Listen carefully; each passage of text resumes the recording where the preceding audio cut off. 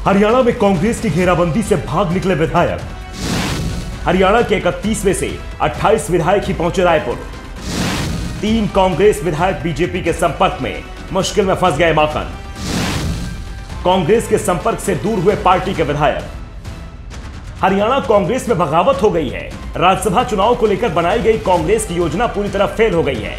विधायकों को एकजुट करने का प्लान काम करता नहीं दिख रहा है। पार्टी अपने सभी विधायकों को छत्तीसगढ़ ले गई है, लेकिन 3 विधायक गायब हो गए हैं। विधायकों के गायब होने की खबर से कांग्रेस में हड़कंप मच गया है। पार्टी के लिए इस समय एक विधायक बेशकीमती है, लेकिन यहां 3 विधायक गायब हो गए हैं, जिस कारण पार्टी मुश्किल में फंस गई है। और उससे ज्यादा मुश्किल में अजय माकन फंस गए हैं, जो हरियाणा कांग्रेस के उम्मीदवार हैं।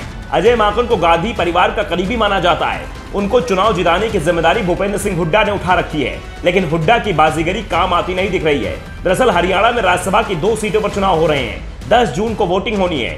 एक सीट जीतने के लिए 31 वोटों की जरूरत है और कांग्रेस के पास 31 वोट ही हैं। हरियाणा में सरकार बीजेपी की है, इसलिए कांग्रेस ने अपने विधायकों को बचाने के लिए छत्तीसगढ़ भेज दिया। छत्तीसगढ़ में सरकार कांग्रेस की है और भूपेश बघेल पूरी दबंगई से सरकार चला रहे हैं। लेकिन छत्तीसगढ़ में जब विधायकों की गिनती की गई तो विधायक 28 ही निकले। 3 विधायक कांग्रेस के संपर्क में ही नहीं आ रहे हैं, जिससे पार्टी की चिंता बढ़ गई है, क्योंकि ऐसे में अजय माकन की हार तय दिख रही है। दरअसल राज्यसभा चुनाव के ऐलान के समय हरियाणा की तस्वीर साफ दिख रही थी। हरियाणा में 2 राज्यसभा सीटों के लिए वोटिंग का ऐलान हुआ था और यह तय लग रहा था कि कांग्रेस और बीजेपी को एक सीट मिलेगी। सब कुछ तय योजना के अनुसार चल रहा था कि अचानक नामांकन के अंतिम दिन एक निर्दलीय उम्मीदवार ने नामांकन भर दिया। कांग्रेस ने हरियाणा में अजय माकन को उतारा है।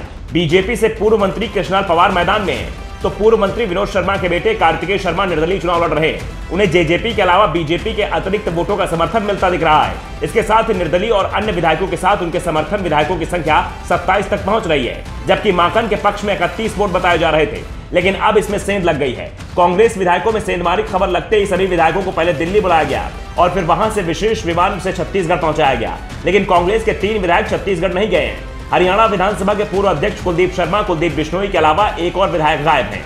कुलदीप शर्मा कार्तिकेय शर्मा के ससुर लगते हैं और दावा किया जा रहा है कि वो कांग्रेस विधायकों को अपने दामाद के पक्ष में वोटिंग कराने के लिए लॉबिंग कर रहे थे।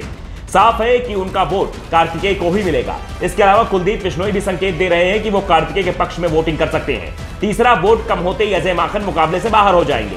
कांग्रेस खेमे में लगी सेंध से बीजेपी का खेमा उत्साहित दिख रहा है। पार्टी की कोशिश है कि उसके विधायक एकजुट रहे।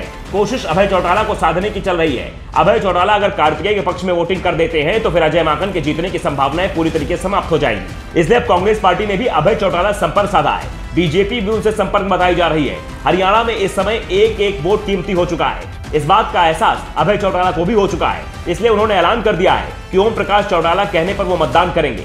अभय के संकेत साफ है कि तिहाड़ में बंद उनके पिता ओम प्रकाश चौटाला के लिए बीजेपी की ओर से कोई राहत पैकेज आता है तो कार्तिकेय के पक्ष में वोटिंग के लिए तैयार हैं, नहीं तो फिर वो कोई दूसरा फैसला भी ले सकते हैं। वैसे अभय चौटाला अभी तक ये संकेत जरूर दे रहे हैं कि वो माकन को वोट तो नहीं दे रहे हैं।